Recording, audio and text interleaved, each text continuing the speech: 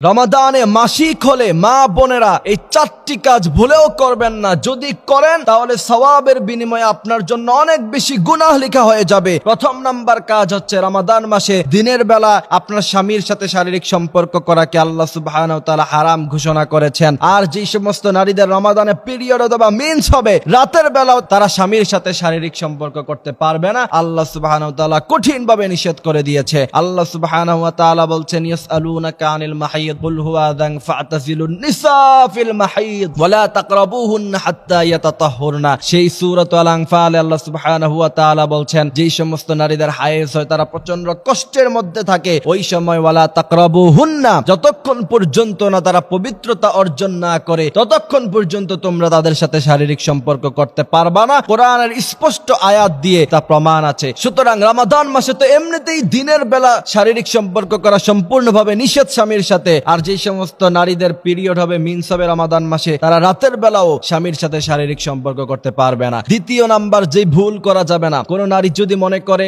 আমার পিরিয়ড হয়েছে মিন্স হয়েছে কি হয়েছে আমি রোজা রাখবো না, আপনার রোজা রাখার অনুমতি নাই। রাসূল করিম সাল্লাল্লাহু আলাইহি সাল্লাম বলেছেন রমাদান মাসে যেই সমস্ত নারীদের পিরিয়ড অথবা মিন্স হবে তারা যেন রমাদানের রোজা না রাখে। আপনি যদি ইচ্ছাকৃতভাবে জোর করে রমাদানের রোজা রাখতে চান সওয়াবের বিনিময়ে আপনার জন্য গুনাহ লেখা হয়ে যাবে। সুতরাং এই বিষয়টা অত্যন্ত খেয়াল রাখতে হবে আমাদের। তৃতীয় নাম্বার, রমাদান মাসে যদি পিরিয়ড হয় অথবা মিন্স হয় কোরআন তেলাওয়াত ভুলেও করা যাবে না। কোরআন তেলাওয়াত করা আফযলুল ইবাদা, তিলাওয়াতুল কোরআন, কোরআন তেলাওয়াত করা হচ্ছে জিকিরের মধ্যে সর্বোত্তম জিকির। আবার তা যদি হয় রমাদান মাসে এক প্রতি হরফে 70 গুণ সওয়াব আল্লাহ সুবহানাহু ওয়া তাআলা বাড়ায় দেয়। এখন কোন নারী যদি মনে করে আমার পিরিয়ড হয়েছে তো কি হয়েছে, এত ফজিলতপূর্ণ আয়াতগুলো যদি আমি ছেড়ে দেই তাহলে তো আমার জীবন ব্যর্থ হয়ে যাবে, এই কথা ভেবে যদি কোন নারী কোরআন তেলাওয়াত করা শুরু করে দেয় তাহলে প্রতি হরফের বিনিময়ে সওয়াব তো হবেই না, উল্টা তার জন্য গুনাহ লেখা হবে। এই জন্য খুব কেয়ারফুল। রমাদান মাসে যদি আমাদের কোন মা বোনদের যদি পিরিয়ড হয় তাহলে